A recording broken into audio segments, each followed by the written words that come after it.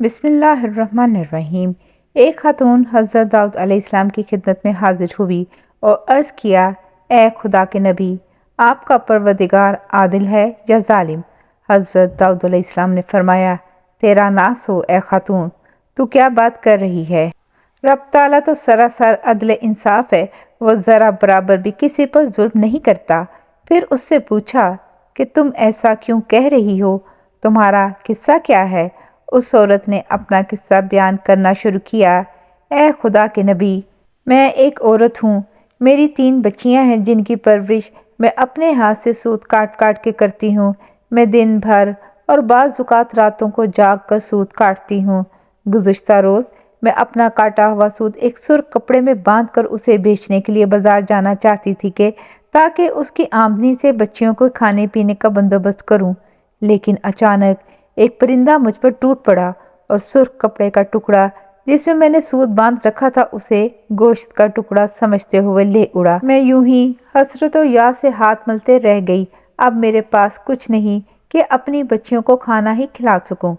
ابھی وہ خاتون حضرت داؤد علیہ السلام سے اپنی داستان بیان کر رہی تھی کہ اتنے میں آپ کے دروازے پر دستک ہوئی۔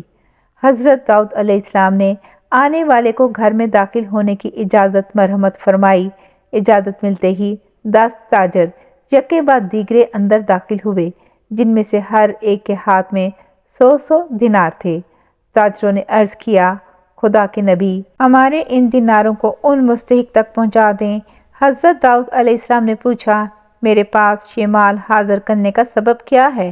تاجروں نے جواب دیا، خدا کے نبی، ہم سب ایک کشتی میں سوار تھے، اتفاقاً ایک زوردار آندھی آئی، کشتی میں ایک جانب سوراخ ہو گیا اور پانی کشتی میں داخل ہونا شروع ہو گیا۔ موت ہمیں سامنے نظر آ رہی تھی۔ ہم نے نظر مانی کہ اگر رب تعالیٰ ہمیں اس طوفان سے نجات دے دے تو ہر شخص 100 دینار صدقہ کرے گا۔ اب پانی کشتی میں تیزی سے داخل ہونے لگا۔ ہمارے پاس کوئی ایسی چیز نہ تھی جس سے اس سوراخ کو بند کر سکیں۔ ادھر ہم نے نظر مانی، ادھر رب تعالیٰ نے ہماری مدد کا بندوبست کر دیا۔ ایک بہت بڑا پرندہ منڈلاتا ہوا کشتی کے اوپر آ گیا۔ اس کے پنجے میں ایک سرخ رنگ کی پوٹلی تھی۔ اس نے دیکھتے ہی دیکھتے پوٹلی کشتی میں پھینک دی۔ ہم نے لپک کر اس پوٹلی کو پکڑا، اس میں کاٹا ہوا سوت تھا۔ ہم نے فوراً اس سے کشتی کا سوراخ بند کیا اور اس میں داخل شدہ پانی کو ہاتھوں سے باہر پھینکا۔ تھوڑی دیر بعد طوفان تھم گیا اور ہم موت کے منہ سے واپس آئے ہیں۔ اب یہ صدقے کی رقم آپ کے ہاتھوں میں ہے، آپ جسے چاہیں اسے دے دیں۔ یہ قصہ سن کر حضرت داؤد علیہ السلام اس بیوہ عورت کی طرف متوجہ ہوئے اور فرمایا، پروردگار تیرے لیے بحر و بر میں تجارت کر رہا ہے اور تو ہے کہ اسے ظالم گردان رہی ہے۔